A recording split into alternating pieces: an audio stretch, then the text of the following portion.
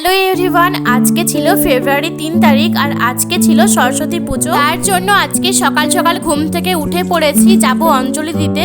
তার আগে বাড়ির রান্নাটা কমপ্লিট করে দিয়েই যাব।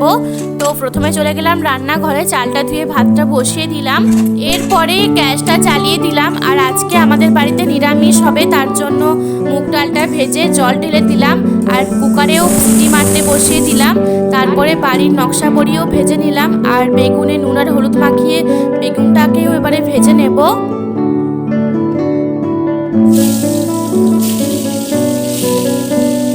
ভাজা হয়ে গেছে, এবার বেগুন ভাজাটা নামিয়ে নিলাম।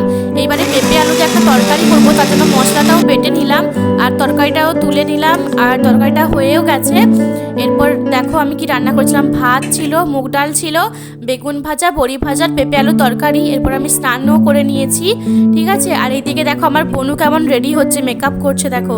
তারপরে আমিও রেডি হয়ে নিয়েছি, আমাকে কেমন লাগছে অবশ্যই জানাবে। তারপরে দেখো বাইরে কতটা কুয়াশা ছিল তখনও অবধি। তারপরে ওখানে তো অঞ্জলির জন্য মাইকে অ্যানাউন্সমেন্ট করে দিয়েছে, তার জন্য আমরা দৌড়াচ্ছিলাম। গিয়ে দেখি অঞ্জলির জন্য প্রিপারেশন চলছিল। এরপর কলা পাতাতে অঞ্জলির ফুলও দেওয়া হয়ে গেল। আর দেখো কত সুন্দর ছোট ছোট বাচ্চারা পাঞ্জাবি পরেছে, আমার তো দেখতে ভীষণ ভালো লাগছিল।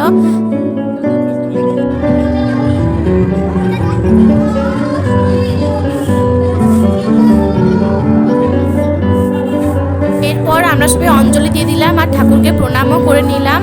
তারপর ওখান থেকে প্রসাদ নিয়ে চলে গেলাম অন্য একটা ঠাকুর দেখতে। এখানেও প্রতিমাটা খুব সুন্দর হয়েছিল, কিন্তু আমরা যখন যাই তখন অবধি পুজো শুরু হয়নি। এর কিছু সময়ের মধ্যেই ঠাকুর মশাইও চলে আসার পুজো শুরু হয়ে যায়।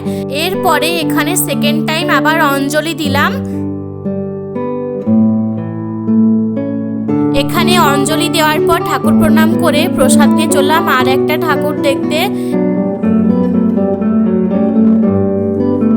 এখানে ঠাকুরটাও বেশ সুন্দর হয়েছিল। এখানে ঠাকুর দেখার পর এখান থেকে খিচুড়ি প্রসাদ নিয়ে নিলাম। তারপরে চললাম ফুচকা খেতে।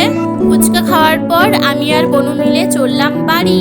তোমাদের সরস্বতী পুজো কেমন কাটলো আমাকে অবশ্যই জানিও। সবাই খুব খুব ভালো থেকো, সুস্থ থেকো। দেখা হবে পরের ভিডিওতে। বাই।